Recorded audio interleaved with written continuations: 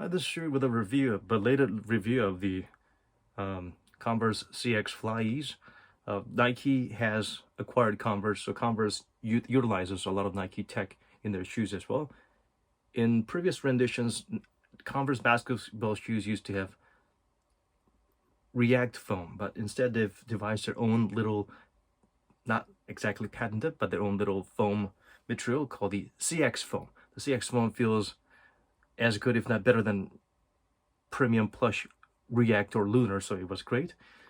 When the this midsole setup was first introduced for the Converse All-Star CX, I had a bit of a problem because the midsole is great, but somehow the heel was really poking and shaving and scratching into my skin, so I could not wear even the lows nor the highs. So it was very unfortunate. The design was beautiful, the cushioning was great, but I couldn't wear it. But the FlyEase is awesome because, first of all, even though it's kind of squishy and it looks soft, this little part you might feel like, wait, wouldn't that make it a bit of a heel slippage available there? No, it actually hugs your foot really nicely, and once your heel takes shape in here, there's no scratching, any annoyance, but it actually clutches your heel very nicely. So it's great. It provides security and at its time convenience in terms of wearing your shoes without using your hands. So you use the other foot to step on this to open this mouth up a little bit, right? But unfortunately, if you wear white and the plastic is white, so it gets kind of dirty because you're using the heel of the other shoe to press on it, so it gets a little dirty. That's the compromise you'll have to make. Another unfortunate side effect is this is great if you're stepping on them and using them as they're intended, but these poking parts, if you just unknowingly move around and maybe you end up poking and pinching yourself on the other foot and the ankles and whatnot. It happened every now and then when I'm not thinking, I'm just moving my feet around. So be careful. Or if you want to have a, those martial arts ninja kind of action, you can like hurt someone with this if you can do a kick with this, which is weird. So it's convenient, but it can be a bit annoying or a bit dangerous. For size 9, it weighs about 380 grams, but it feels much lighter than what the Digit Shoe is, especially because Converse, if you try the previous, any Chuck Taylors, they're pretty heavy because of the solid rubber. But because this is CX foam, it's much lighter and it feels a lot lighter. But the downside is the foam is great, but this outsole pattern is just on the foam itself. This outsole pattern works great if it is rubber, but on a foam, this shape engraved, unlike the Curry flows or the Under Armour flow kind of patterns, this don't really work. I mean, it's okay if you're walking right, not gonna slip in all over the place, but if you were to do some aggressive moves side to side or something like that on a relatively flat surface with not much else, a cement or not exactly pristine court, then you're gonna be slipping a little bit or a lot.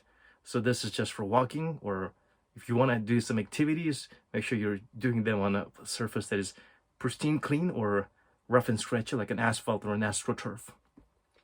The fit, I would say you can go true to size. For wide footers, maybe they might be a bit of an annoyance here, but nothing too major. The thing is, it doesn't come in half sizes, so find your fit nicely, because to really truly appreciate the FlyEase heel, it's better if it fits nicely. If you go up a few sizes and when your foot is kind of moving back and forth and sliding, this kind of does not really serve its purpose. And you can really lace the shoe up real tight all across, and you can still slide your foot in and slide it out with relative ease, as in FlyEase. So another great point about the shoe is that the drop-in insole is virtually like a midsole. It's pretty thick. It's got a good heel to toe offset or a drop. And this is CX foam as well, the same foam that's used here. The cushioning is incredible. The CX foam is used in the Shai Gilgeous-Alexander's sort of signature basketball shoe, the Trillion CX. Can't really remember the name properly. So that CX foam is double layered here, so the cushioning is really awesome. And for this insole itself, I think this is more than worth the price of admission. So you can use this in any other performance wear, and you can get that added plushness and comfort that you don't get from many insoles out there. You'll have to really buy a really expensive insole to experience something like this. If you remember the Adidas basketball shoes from the 90s and the early 2000s, they had virtually no cushioning. The rubber was hard, but they tried to supplement it with the super plush polyurethane insole. This is sort of like that, except it's way lighter, and the density it's better. It works with the shoe better. So yeah, worth it. And this is actually going in sale a lot. Converse, usually they call a high price, and then after about close to a year, they go to give you like a 60% discount, like the All-Star Barbados collaboration that I have there. I had to grab a lot of them once they went on sale. Initially they were charging like $200, but after a while they were selling for like $70-$80. So yeah, that's Converse for you. So this great soft shoe, or the FlyEase, is working.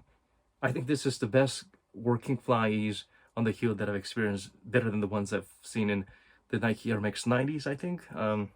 Yeah, worth it, definitely.